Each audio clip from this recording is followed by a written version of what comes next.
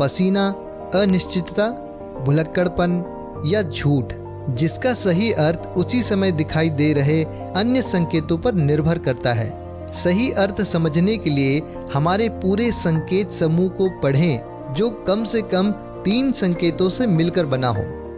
चित्र देखें। पहला, आलोचनात्मक मूल्यांकन संकेत समूह। एक सामान्य आलोचनात्मक मूल्यांकन संकेत समूह दर्शाता है शरीर के सामने एक हाथ, दूसरा हाथ चेहरे पर, अंगूठा ठुड्डी को सहारा देते हुए, पैर आर पार और भौवें चढ़ी हुई। कभी भी अकेले संकेत को पढ़ने का प्रयास न करें। ऐसा नाक में खुजली के कारण भी हो सकता है। पुस्तक के इस खंड में हम संकेतों का एक एक विश्लेषण तो करेंगे, पर सामान्यतः संकेत इस तरह नहीं देखे जाते हैं, वे तो समूहों में दिखते हैं। नियम दूसरा, पृष्ठभूमि का विचार करें। संकेत समूह का विश्लेषण उस पृष्ठभूमि में होना चाहिए जिसमें वे नजर आते हैं। उदाहरण के तौर पर अगर कोई व्यक्ति बस स्टैंड पर अपने हाथ और पैर आर पार बांधकर खड़ा हो, उसकी ठुड्डी नीचे हो और मौसम ठंडा हो, तो इस बात की संभावना अधिक है कि उसे ठंड लग रही है, न कि वह सुरक्षात्मक मुद्रा में है। चित्र 2, ठंडा न कि सुरक्षात्मक। अगर कोई इन्हीं संकेतों का प्रयोग तब करता है जब आप मेज पर उसके सामने बैठकर उसे अपना विचार बेचने का प्रयास कर रहे हों, तो इसी संकेत समूह का आप ये अर्थ निकाल सकते हैं कि वह व्यक्ति परिस्थितियों में आकर शायद नकारात्मक या सुरक्षात्मक रुख अपना रहा है। नियम 3, सांस्कृतिक भिन्नताओं का ध्यान रखें। एक संकेत जो एक देश में एक चीज का प्रतीक होता है, दूसरे देश में वह किसी दूसरी चीज का प्रतीक हो सकता है। उदाहरण के तौर पर चित्र 3 में दर्शाई अंगूठी मुद्रा का अर्थ पश्चिमी देशों में आमतौर पर ओके या अच्छा होता है। इसका ओके अर्थ उन सभी देशों में मान्य है जहां पश्चिमी टेलीविजन कार्यक्रम देखे जाते हैं, और हालांकि पूरी दुनिया में यह अर्थ फैल रहा है, परंतु कई जगहों पर इस मुद्रा का अलग उद्गम और अर्थ भी होता है। चित्र 3, अमेरिकियों के लिए अच्छा, फ्रांसीसियों के लिए 0 और यूनानियों के लिए अपमानजनक। उदाहरण के तौर पर फ्रांस में इसका अर्थ शून्य या कुछ नहीं होता है, जापान में इसका अर्थ पैसा होता है, और कई भूमध्य सागरीय देशों में यह यौन अपमान का संकेत है। मूलभूत देह भाषा के अधिकतर संकेत हर जगह एक से होते हैं। जब लोग खुश होते हैं तो वे मुस्कुराते हैं, जब वे दुखी होते हैं या गुस्सा होते हैं तो वे भौंड़े चढ़ा लेते हैं या नाक फुला लेते हैं। सिर हिलाने का अर्थ भी हर जगह हाँ या सकारात्मक होता है, और जैसे पहले ही बताया जा चुका है कि यह संकेत सिर झुकाने का एक तरीका है। मुस्कुराहट शायद जन्मजात होती है, क्योंकि जिन लोगों में बचपन से ही देखने की शक्ति नहीं होती और जो इसे वास्तव में कभी नहीं देख पाते, वे भी इसका प्रयोग करते हैं। मैं इस खंड में देह भाषा संकेतों का एक आसान शब्दकोश प्रस्तुत करना चाहूँगा जो अधिकतर संस्कृतियों में समान है, और ये ऐसे संकेत हैं जो आमने सामने की परिस्थितियों में आपके सर्वाधिक काम आएंगे। महिलाएं क्यों बेहतर समझ सकती हैं? जैसा हमने अपनी पुस्तक Why Men Don't Listen and Women Can't Read Maps में लिखा है, पुरुषों का दिमाग छोटे छोटे शब्दहीन और स्वर संबंधी संदेश समझने के लिए पूरी तरह अनुकूल नहीं होता है। इसीलिए महिलाएं कई पुरुषों को दूसरे की आवश्यकताओं या भावनाओं के प्रति लापरवाह या असंवेदनशील समझती हैं। सार्वजनिक स्थानों पर महिलाएं कई बार पुरुषों से यह कहती हैं, क्या तुमने मेरी आंख का इशारा नहीं देखा था? तुम्हें यह समझ जाना चाहिए था कि मैं पार्टी छोड़कर घर जाना चाहती थी। वह आंख का इशारा बहुत सी महिलाओं को साफ समझ में आ सकता है, पर बहुत से पुरुषों को यह बिल्कुल भी समझ में नहीं आता। पुरुष निष्ठुर नहीं होते, उनका दिमाग ही इस तरह से नहीं बना होता है कि वे देह भाषा के सूक्ष्म संकेतों को पढ़ सके। जब कोई महिला कहती है कि उसे कोई व्यक्ति समूह के विचार से आहत या असहमत दिख रहा है, तो वह वास्तव में चोट या असहमति देख रही है। उसे यह पता चल जाता है कि किस व्यक्ति की देह भाषा समूह से अलग जा रही है। अधिकतर पुरुषों को आश्चर्य होता है कि महिलाएं किस तरह असहमति, गुस्सा, चालाकी और चोट को देख सकती हैं। ऐसा इसलिए होता है क्योंकि अधिकतर पुरुषों के मस्तिष्क देह भाषा के सूक्ष्म वर्णन पढ़ने के लिए उतने सक्षम नहीं होते जितने कि महिलाओं के होते हैं। इसीलिए आमने सामने की मुलाकात में किसी महिला से झूठ बोलने का प्रयास करना नासमझी होगी। फोन पर ऐसा करने में कम जोखिम है। देह भाषा पढ़ना कैसे सीखें? हर रोज 15 मिनट का समय निकालें, लोगों के संकेतों को पढ़ें और स्वयं के संकेतों के बारे में भी सचेतन जागरूकता विकसित करें। देह भाषा पढ़ने की सबसे अच्छी जगह वह होती है जहां बहुत से लोग आपस में मिलते और चर्चा करते हैं। हवाई अड्डा मानवीय संकेतों के 7 रंगों के अवलोकन के लिए बहुत अच्छी जगह है, क्योंकि वहां पर लोग खुलेआम उत्सुकता, गुस्सा, दुख, खुशी, बेताबी और दूसरी भावनाओं का इजहार संकेतों के माध्यम से करते हैं। सामाजिक समारोह, व्यावसायिक बैठकें और गोष्ठियां भी अध्ययन के उपजाऊ मैदान हैं। टीवी देखना भी सीखने का एक बेहतरीन तरीका है। आवाज को बंद कर दें और केवल तस्वीर देखकर ही यह समझने का प्रयास करें कि क्या हो रहा है। कुछ मिनटों बाद आवाज चालू करके आप यह जांच कर सकते हैं कि आपका शब्दहीन अध्ययन कितना सही है। आपको बहुत अधिक समय नहीं लगेगा जब आप बिना आवाज के पूरा कार्यक्रम देख सकेंगे और क्या हो रहा है यह समझ सकेंगे, जिस तरह की गूंगे बहरे लोग समझ सकते हैं। एक वीडियो कैमरे का प्रयोग करके प्रस्तुति देते हुए स्वयं की फिल्म बनाएं और इसे बिना आवाज के चालू करें और अपने दोस्तों या रिश्तेदारों से अपनी प्रस्तुति का मूल्यांकन करने को कहें। देह भाषा की त्वरित मार्गदर्शिका। यहाँ पर हम सबसे अधिक प्रयोग में आने वाले देह भाषा संकेतों की संदर्भ सूची दे रहे हैं, जो आपकी प्रस्तुति के दौरान सहायक सिद्ध होगी। हाथ बांधना, कुछ विचार और उद्गम।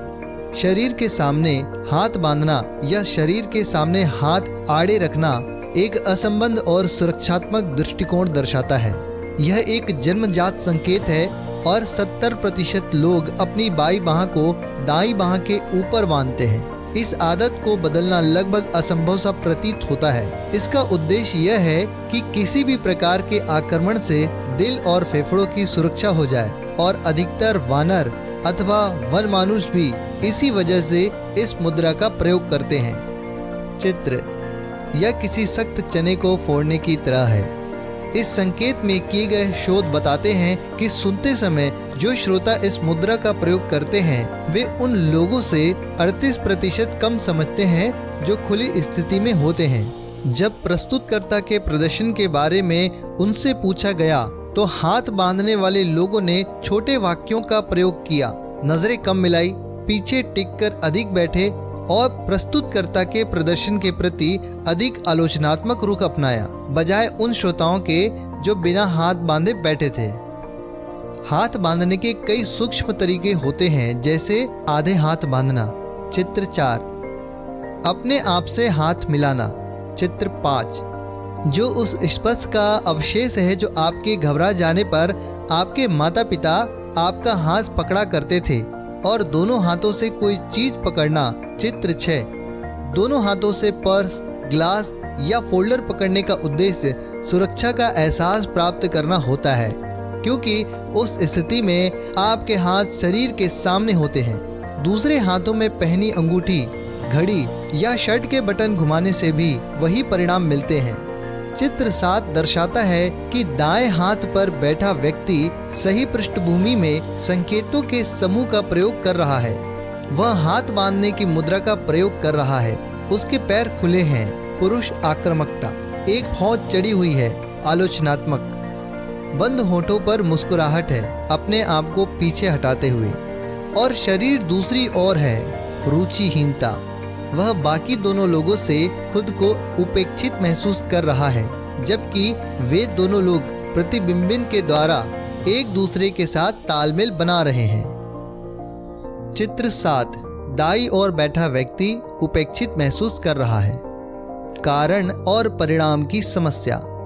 उदाहरण के तौर पर मान लें कि कोई व्यक्ति नकारात्मक, सुरक्षात्मक, सबसे अलग या विरोधी महसूस कर रहा है। इस बात की काफी संभावना है कि वह अपने रवैये को अपने सीने के आर पार हाथ बांधकर शब्दहीन संकेत में व्यक्त करेगा।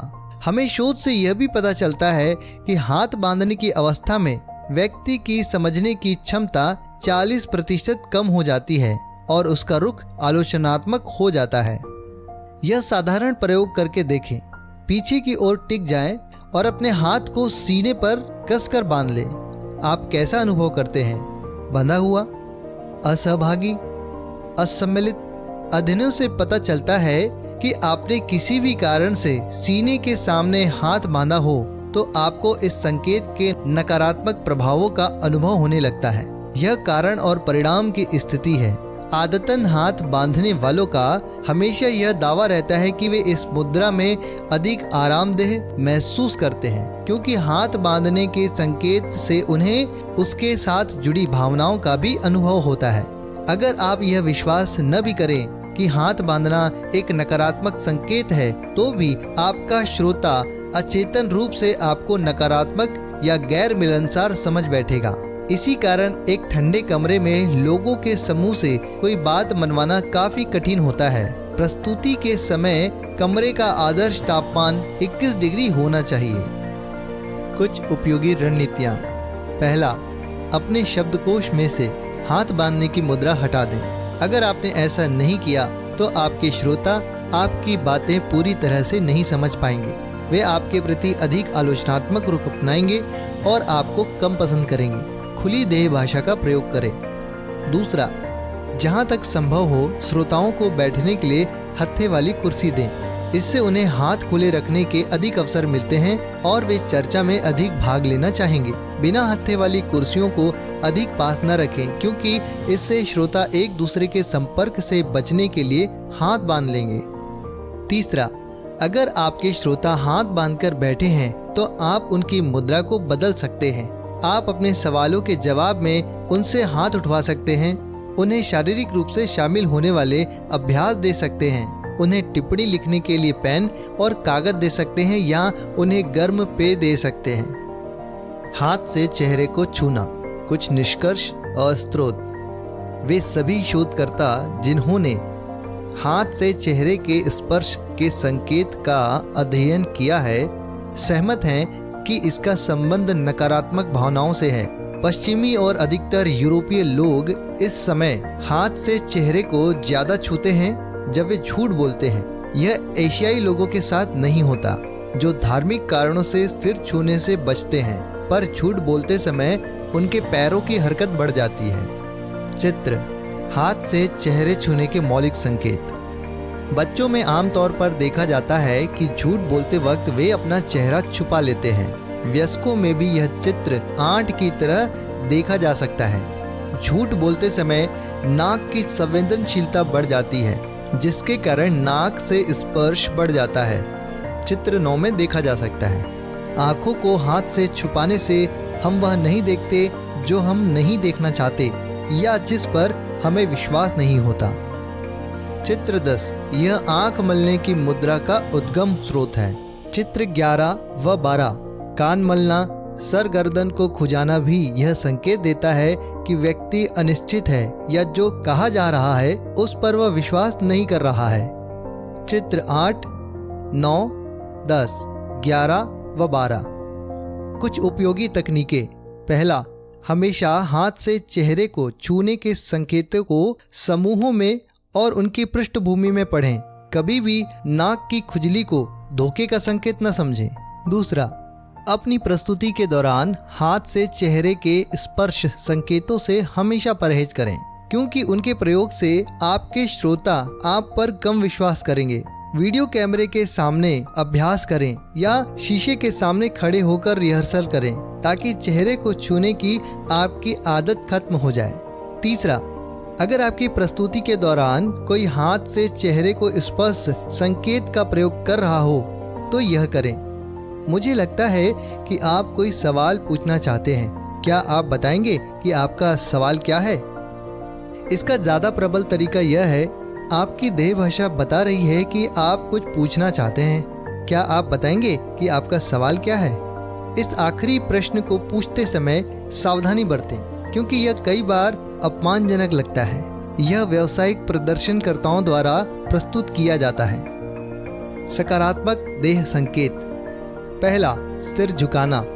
जब हम उस चीज में रुचि लेते हैं जो हम देख या सुन रहे हैं तो हम अपने सिर को एक और झुकाते हैं। अगर आपका संभावित ग्राहक अपना सिर एक और झुकाए हुए हो तो प्रस्तुति जारी रखें। अगर उसका सिर सीधा होता है या इधर उधर हिलने डुलने लगता है या उसका सिर उसके सीने पर गिर जाता है तो उसका ध्यान अपनी ओर दोबारा खींचें या बातचीत की दिशा बदले। दूसरा, गाल पर हाथ रखना। यह आपकी प्रस्तुति का सकारात्मक मूल्यांकन दर्शाता है। हाथ गाल पर टिका रहता है पर सिर को सहारा नहीं देता। उंगली सामान्यतः कनपट्टी को छूती है। यदि सिर हाथ के सहारे टिकने लगते तो इसका यह मतलब है कि श्रोता की रुचि घट रही है। तीसरा, चश्मे की नोक चूसना। कोई व्यक्ति पेन, पेंसिल या अपने होठ भी चूस सकता है। यह मूल्यांकन का एक तरीका है और तब देखा जाता है जब व्यक्ति किसी निर्णय पर पहुंचने का प्रयास करता है, परंतु यह निर्णय लेने से रोकने का भी लक्षण हो सकता है क्योंकि उसके मुंह में कोई चीज होने के कारण वह जवाब देने की आवश्यकता महसूस नहीं करता। चौथा, सामने झुकना। हम उन लोगों या वस्तुओं के नजदीक आते हैं जो हमें रोचक या आकर्षक लगते हैं। इसे शुरुआत करने वाले व्यक्ति की स्थिति न समझ लें क्योंकि दोनों ही एक जैसे दिखते हैं, परंतु उसके दोनों हाथ घुटने पर रहते हैं और ऐसा लगता है जैसे आदमी दौड़ लगाने वाला हो, शायद दरवाजे की ओर। पांचवा, मीनार। यह संकेत एकाकी संकेत की तरह पढ़ा जा सकता है और इससे एक ठंडे किंतु विश्वासपूर्ण रवैया का पता चलता है। सवाल यह है कि वह विश्वास किसके प्रति है। क्या विश्वास आपके साथ चलने के बारे में है या विषय पर अपने स्वयं के ज्ञान पर विश्वास है? क्या यह उन्होंने पहले कहीं सुन रखा है? जिस पृष्ठभूमि में इसका प्रयोग किया जाता है उसी से इसका सही जवाब मिलता है। छठवां, बाहर झांकते अंगूठे। कोट की जेब, पैंट की जेब, गिरेबान के मोड़ में से अंगूठे बाहर निकल सकते हैं। बाहर निकले अंगूठे से श्रेष्ठतापूर्ण रुख का संकेत मिलता है। विश्वासपूर्ण और ठंडा जो मीनार की तरह का संकेत होता है। अपने श्रोताओं के सामने इस संकेत का प्रयोग करना समझदारी नहीं होगी क्योंकि इसे घमंडी या अक्खड़ व्यवहार माना जा सकता है। सातवां, दोनों हाथ सिर के पीछे। ऐसा आमतौर पर पुरुष करते हैं जिससे यह संप्रेषित होता है, मैं इसके बारे में सब कुछ जानता हूँ, मुझे सब मालूम है। आप इस व्यक्ति से इस तरह का सवाल पूछ सकते हैं, मुझे लगता है कि आप इस बारे में कुछ जानते हैं, क्या आप मुझे अपना अनुभव बताना चाहेंगे? इसका परिणाम या तो सहयोग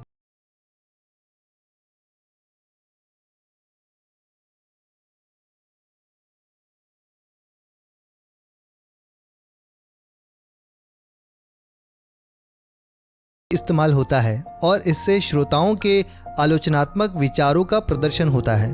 तर्जनी उंगली गाल के ऊपर टिकी रहती है, अंगूठा ठुड्डी को सहारा देता है और मध्यमा उंगली या तो मुंह पर या मुंह के आसपास होती है। आपका विचार क्या है? इस तरह का सवाल उस व्यक्ति की भावनाओं को सामने ला सकता है। दूसरा, काल्पनिक रोआं चुनना। काल्पनिक रोया चुनना यह बताता है कि जो कुछ भी कहा जा रहा है व्यक्ति उससे असहमत है। जब वह व्यक्ति काल्पनिक फाहा या रोया चुन रहा होता है तो वह दूसरी ओर देखने लगता है। इस तरह के व्यक्ति से मुझे लगता है आप कोई प्रश्न पूछना चाहते हैं जैसे सवाल पूछना ठीक रहेगा। तीसरा, कॉलर खींचना। जब कोई चुपचाप गुस्सा होता है, विचलित होता है या धोखा देता है तो उसकी गर्दन में सनसनाहट या झुंझुनी का एहसास होता है। इस परिस्थिति में उस व्यक्ति की इच्छा होती है कि वह गर्दन से कॉलर को खींचकर अलग कर ले। इस तरह के व्यक्ति से यह सवाल पूछना ठीक रहेगा। इस बारे में आपके क्या विचार हैं? चौथा, गर्दन में दर्द। यह अभिव्यक्ति पूरी तरह बताती है कि यहाँ क्या हो रहा है। बढ़ते हुए तनाव या बढ़ती हुई कुंठा के कारण आदमी अपनी गर्दन के पिछले हिस्से को सहलाता या ठोकता है ताकि वहां उठ रही झुंझुनी के एहसास को शांत किया जा सके। यह एहसास तब होता है जब कोई शब्दशः आपकी गर्दन में दर्द पैदा करता है। यह गर्दन में छोटी इरेक्टा पिलर मांसपेशी की गतिविधियों के कारण पैदा होता है। पांचवा, मंद मंद आंखें झपकाना। यह चिढ़ाने वाला संकेत उस व्यक्ति द्वारा दिया जाता है जो खुद को आपसे बेहतर, समझदार, अमीर या स्मार्ट समझता है। इसके साथ ही ऐसे व्यक्ति अक्सर अपने पैरों के तलवे को उठाकर अपना कद बढ़ाने का प्रयास भी करता है। दिमाग जब कोई चीज नहीं देखना चाहता तो वह आंखों को बंद कर लेता है। हो सकता है वह व्यक्ति आपको हिकारत की नजर से देख रहा हो। छठवां, कुर्सी पर पैर रखना। इसके कई अर्थ होते हैं। पहला यह कि व्यक्ति आरामदेह है और आत्मविश्वास से पूर्ण है, विशेषकर जब वह कुर्सी उसकी न हो। दूसरी ओर यह उसकी क्षेत्रीय सीमा का संकेत भी हो सकता है, क्योंकि वह कुर्सी के ऊपर पैर रखकर उस पर अपना हक जता रहा है। समग्र रुख आरामदेह उदासीनता का संकेत है। सातवां, कुर्सी पर पैर फैलाकर बैठना। यह विशेष तौर पर एक पुरुष संकेत है, क्योंकि यह अधिकार या श्रेष्ठता का संदेश प्रेषित करता है। कुर्सी की पीठ संभावित खतरे की रक्षा करती है और पैर फैलाना पुरुष का प्राचीनतम अधिकार संकेत है। जो आदमी इस स्थिति में हो उससे कभी बहस न करे, इसके बजाय उसे चर्चा में शामिल करे और कुर्सी सीधी करके बैठने के लिए कहें। आठवां, धीमे धीमे हाथ मलना। हाथ मलने की गति से व्यक्ति की संभावित भावनाओं का पता चलता है। तेजी से हाथ मलने वाला व्यक्ति किसी बात के परिणाम के प्रति रोमांचित अनुभव करता है। धीमे धीमे हाथ तब मले जाते हैं जब उस व्यक्ति को चर्चा में लाभ होने या पैसे मिलने की आशा होती है। एक सामान्य संकेत समूह। इस दृश्य में दाईं ओर बैठी महिला ने आलोचनात्मक मुद्रा अपना रखी है और बाईं ओर बैठा आदमी खुली हथेलियों का प्रयोग करके और आगे की ओर झुककर उससे बातें करने का प्रयास कर रहा है। केंद्र में बैठा व्यक्ति मीनार संकेत का प्रयोग कर रहा है और अपने आक्रामक पैर की स्थिति से विश्वासपूर्ण और आश्वस्त रुख प्रदर्शन कर रहा है। आखिरी शब्द।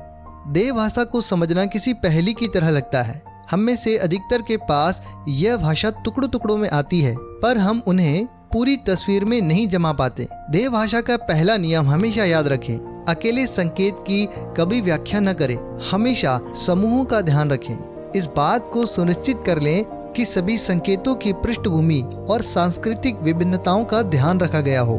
देह भाषा पढ़ने की योग्यता का मतलब है कि हम प्रतिदिन की स्थितियों में साफ नजर आने वाली चीजों को पढ़ सकें। अब अगले चित्र को देखें, आपको क्या नजर आता है? समापन। आपने कितनी बार किसी को उच्च स्तरीय नेटवर्कर के बारे में यह कहते सुना है, उसमें कुदरती प्रतिभा है या वह जन्मजात सेल्समैन है? आपने किसी डॉक्टर या इंजीनियर के बारे में कुदरती प्रतिभा वाले इंजीनियर या जन्मजात फार्मासिस्ट या जन्मजात डॉक्टर वाक्यांश नहीं सुना होगा। हम जानते हैं कि ये व्यवसाय वैज्ञानिक व्यवसाय है। विज्ञान एक दक्षता या तकनीक है जिसे क्रमबद्ध अध्ययन के द्वारा प्राप्त किया जाता है और जो निष्कर्ष, प्रयोग और मानक पर आधारित होती है। उच्च स्तरीय नेटवर्क कार्यकर्ता कुदरती प्रतिभा वाला या जन्मजात नहीं होता। उच्च स्तरीय नेटवर्किंग एक विज्ञान है, एक सीखने की कला है जो दूसरे विज्ञान की ही तरह है। यह पुस्तक आपको कई सशक्त तकनीकें प्रदान करती है और यह सिखाती है कि आप इसका किस तरह प्रयोग कर सकते हैं, किस तरह अपनी प्रगति को माप सकते हैं या उसमें सुधार कर सकते हैं और लोगों से बात करते समय किस तरह से ध्यान दे सकते हैं। नेटवर्किंग का विज्ञान यह सीखने वाली कला है जिसमें दूसरे विज्ञानों की तरह ही पूर्ण निष्ठा, लगातार मेहनत और सतत अभ्यास की आवश्यकता होती है। सफलता की यात्रा में नेटवर्क कार्यकर्ता के सामने उत्पन्न होने वाली सबसे बड़ी चुनौतियों में से एक है नकारात्मक प्रतिक्रिया के प्रति अति संवेदनशीलता। जब आप इस पुस्तक में दी गई तकनीकों का प्रयोग करते हैं तो आपकी समझ में आएगा कि हर हाँ आपके लक्ष्यों को प्राप्त करने की दिशा में एक सकारात्मक कदम है। आपके औसत को बनाए रखने में आपके सामने यह बार बार सिद्ध होता रहेगा। यह पुस्तक कैसे करें के रहस्य बताती है, जो कईयों के लिए सबसे बड़ी बाधा है। अब बाकी आप पर है। नेटवर्क मार्केटिंग बिजनेस बिना शोर शराबे या विज्ञापन के लगभग रातों रात विकसित हुआ है और अंततः यह सबसे बड़ा बिजनेस सिस्टम बन सकता है। इसकी सफलता वितरण तंत्र पर निर्भर करती है, जो पूरी तरह अपने सदस्यों के उत्साह के बलबूते पर ही चलता है। यह मनुष्य के दिमाग द्वारा सोचे गए सर्वाधिक महत्वपूर्ण और व्यापक अवसरों में से एक है। इस पुस्तक में आपको ऐसी कई कुंजी मिलती है जिसमें आप इस तंत्र के खजाने के तालों को खोल सकते हैं और आप सफलता की ओर तेज गति से आगे बढ़ सकते हैं। इस पुस्तक में बताई गई हर बात आजमाई हुई है, इसका परीक्षण किया गया है और इसके तत्काल परिणाम मिलते हैं। हर चीज काम करेगी बशर्ते कि आप काम करें। सफलता की चोटी पर पहुंचने के लिए अब किसी बहाने की गुंजाइश नहीं है, इसलिए अपने लक्ष्य बनाएं और उनकी ओर बढ़ें। Allen piece.